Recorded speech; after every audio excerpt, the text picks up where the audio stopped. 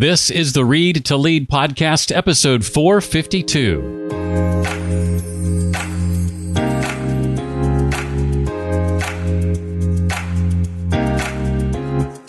Hi, I'm Kevin Cruz, author of Great Leaders Have No Rules, Contrarian Principles to Transform Your Team and Business. Inch your way ever closer to greatness every time you listen to this. It's the Read to Lead podcast with my friend, Jeff Brown.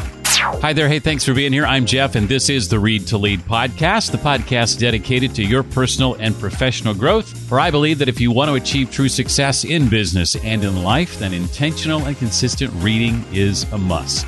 Most weeks, of course, I welcome a new author as we dive into their latest book. Today, we're taking a bit of a detour as I follow up on a promise I made a few weeks ago, and that is to share the results of my Read to Lead Listener Reader 2022 survey from a few weeks ago. You may recall that I also promised that 10 people who took time to fill out the survey would win a copy, an autographed, personalized copy of my book, and one of those 10 would win a $25 Amazon gift card. I'll be announcing those 10 winners at the end of today's episode.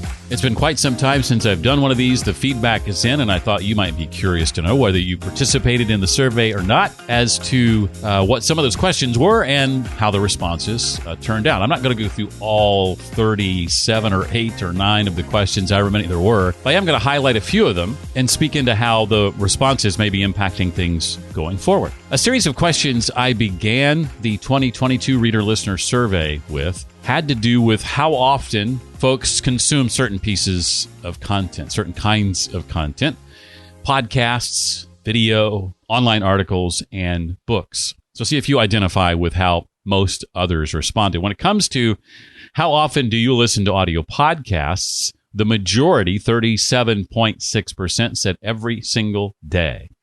And the second most popular answer was the second most frequent possibility to listen to podcasts, and that was 3 to 5 times a week at almost 25%, a fourth. And then just over 20%, just over 1/5, said 2 to 3 days a week. I asked the same question with regard to video content, YouTube, TED Talks, video podcasts, and the answers here were split. The most popular answer coming in at just under 1 in 4, 24.8%, saying that they only consume video content a couple of times a month. That was followed by 18.8% who said 1 day a week, and then 17.8% who said 2 to 3 days a week. That same question with regard to online content, over half, 52.5%, said they read online content every single day. That's not a big surprise. The second two most popular answers, both just under 20%, said 3 to 5 days a week and 2 to 3 days a week. And finally, how often do you read books, physical, digital, audiobooks? Just under half, not as many who said they read articles on the web every day, just under half, 46.5%, said they read a book every day. That was the most popular answer, with 22.8% saying 3 to 5 days a week, followed very closely, 21.8% saying 2 to 3 days a week. With regard to those 4 options, books, podcasts, videos, articles on the web, and a couple of more, things like online self-paced courses, for example, I asked the question, what's your number one preferred source for personal and professional development when learning on your own? 45.5% said books, physical, audio, ebooks. 20.8%, the second most popular answer, was online self-paced courses. And that was followed at 16.8% by audio-only podcasts, and fourth at 13.9% videos. What's your number one preferred source for personal and professional development when learning in a group? The number one answer, just under 30%, said workshop training, either in person or virtual. Second most popular answer was online cohorts at 20.8%, courses delivered live over several weeks. And 17.8% said both conferences, in person or virtual, with another 17.8% saying mastermind groups.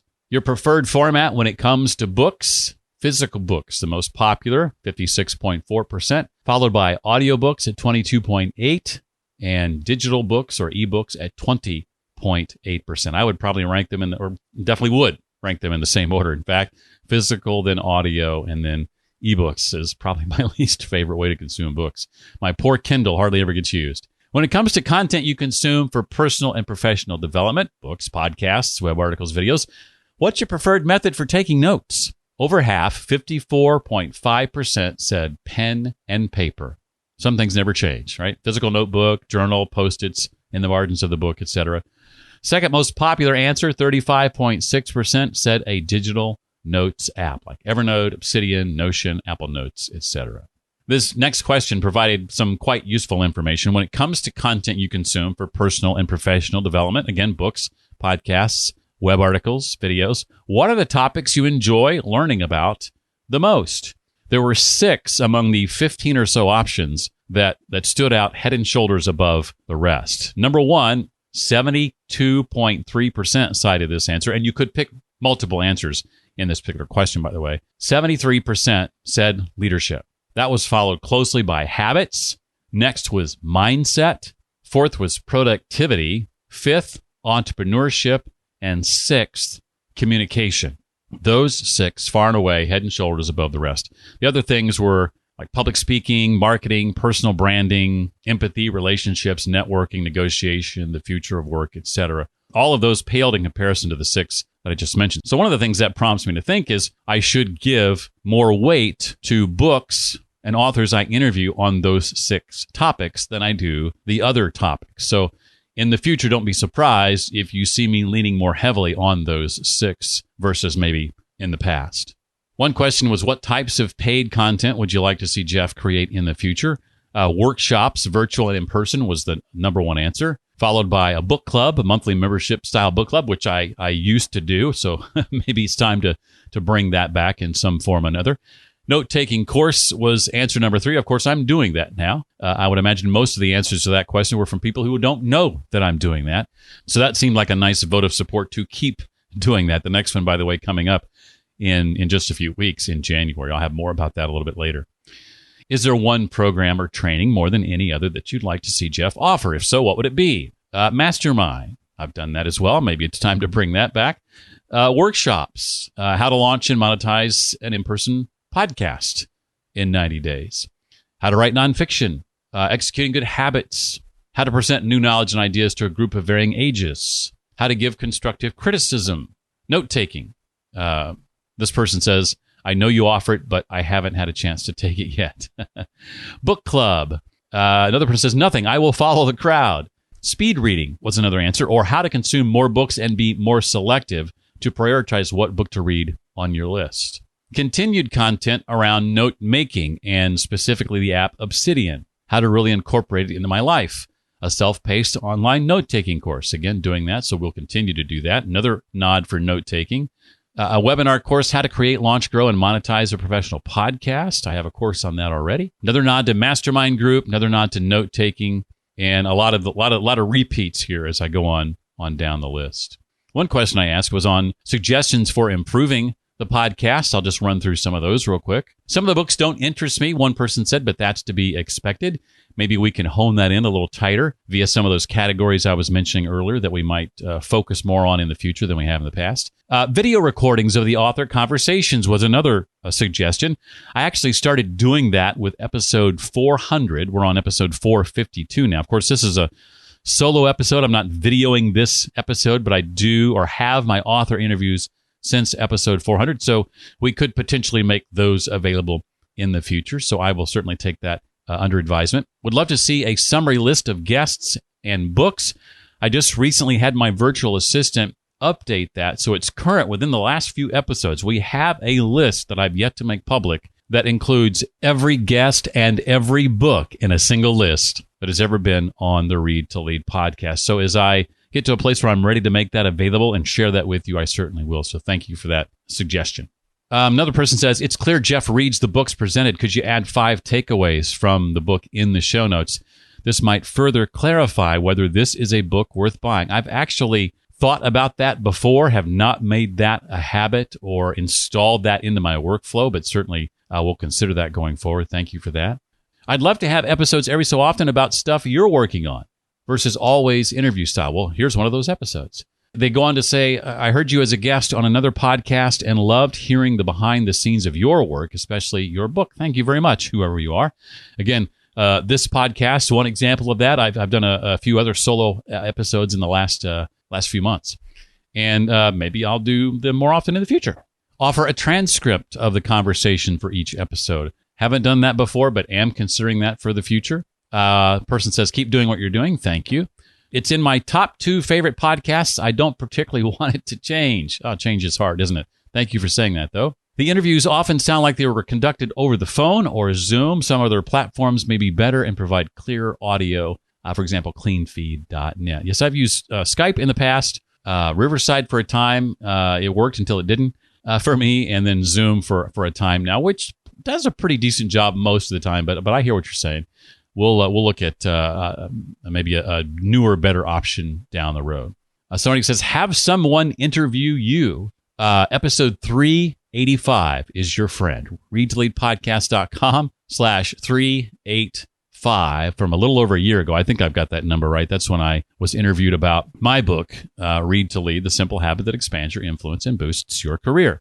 Catalog past episodes in a way that we can listen to related content easily. List your experts on a certain topic together. For example, all your personal branding people or leadership people or coaches. I do something, not exactly that, but something very, very similar when you go to readtoleadpodcast.com. At the top of the homepage, just under the Featured In banner, you'll see these buttons: personal development, leadership, productivity, entrepreneurship, marketing, and then a general resources button. Those first five categories, personal development, leadership, productivity, entrepreneurship, marketing, are the 5 that we've featured the most. And so just about every episode and every interview relates to one or more of those categories. So when you go to my site, if you just want to see the interviews I've done related to leadership, you could click the leadership button and the website's going to present to you just those posts that have episodes related to leadership. And the other buttons will do exactly the same for each of their respective categories. So not exactly what you're suggesting as far as the specific categories, but very, very close. And we certainly can look at tweaking those categories going forward. Someone says paid bonus content with podcast guests via a one-off or membership workshops. Something like that, some iteration or version of that is in the works. I'm launching, hopefully, in the very near future, something called the Read to Lead community, which is a part of what this whole survey was to help me determine if I needed to go forward with it, and if so, what it should look like. And your answers to many of these questions are helping me figure that out so that I present to you ultimately what it is you say you want. Let's see. Moving on here. Great content. Length is just right. Keep doing what you're doing. Thank you for that. Maybe attach a chapter or an excerpt from the book to your post so you get a better idea if the writing is as interesting as the person. Well, copyright issues prevent me from doing that, but I love the suggestion. I'm a recent subscriber, so still getting exposed to this content. Okay, we'll let you off the hook. Provide video too. YouTube is the biggest search engine after all. Yep, we've talked about that one. So it looks like we'll be doing some version of that in the future. Include more books about lessons learned from history. Interesting. I like that idea. Okay, we're almost done. I mentioned that Read to Lead community idea. One question toward the end of the survey: were you to participate in an online Read to Lead community, what features and or content would you most like to see included as part of your membership? The number one answer, about 66% of people responded with personal, professional development training, much like the various topics that we've talked about already. Second was book recommendations. That's kind of what the podcast is in a lot of ways. But I hear what you're saying. Book summaries is up there. Opportunities to interact with people who take personal and professional development as seriously as I do. That's one of the things that really excites me about an online Read to Lead community where listeners can really get the chance to know each other and all these different spaces and subject matter and book clubs, et cetera, and the list goes on, is because you're surrounding yourself with people who do exactly that, who take personal and professional development as seriously as you do. Some other items mentioned that were popular: guest expert training. That's been mentioned in one of the other questions as well. Live author chats, similar to that. Another question: were you to participate in a Read to Lead community, what types of training would you most like to see included as part of the membership? This is similar to the question about topics to cover on the podcast. The number one answer was habits, followed by productivity, and then mindset, which was tied with leadership. Other popular answers, and this again was a question that you could pick multiple items. Goal setting, doing well, and note taking, doing well. And then sort of bringing up the rear among these options was writing. There were quite a few other options, but those 7 or 8 were the most popular by far. Again, habits, productivity, mindset, leadership, note taking, writing, and goal setting were all in the top 7 or 8. And lastly, I'll share some quick demographics with you. I thought this was interesting. These were questions toward the end of the survey. 33.7%, the majority of people who listen to the podcast are between the ages of 56 and 65. That happens to be my age group, barely. And then in second, 31.7%, almost as many as that first group, are between the ages of 46 and 55. Third place, those of you in the decade just previous to that, 36 to 45, followed by those 26 to 35 at 7.9%. Bringing up the rear were those 66 plus, 6.9% of the Read to Lead audience. Last time I did a survey, I remember the audience, male to female, was split about 71% male and about 29 to 30% female. That's changed, but ever so slightly. With men still coming out on top as the majority, 65.3% male, 34.7% female. The last question, I won't share the answers because they're so varied and widespread and so unique to each individual respondent, was in your job or business, what is your single biggest area of struggle? If you could wave a magic wand and fix one thing, what would it be? And the answers, again, were as varied as the number of responses. Well, I hope you found that interesting. Those are the highlights from my Read to Lead Listener Reader 2022 survey. And again, all that information, all your insights and responses are going to be used to develop and to hone both the Read to Lead podcast, the readtoleadpodcast.com website, and the Read to Lead community online going forward. Those who have purchased courses from me in the past, whether that's Note-Making Mastery or my podcast masterclass or my online virtual summit called Boss Free, they're actually in the community. So Read to Lead, the community, actually exists and has existed for a few months in that forum, where those who have purchased courses can communicate with each other, even those who haven't purchased the same course as them. So some community already beginning to happen there.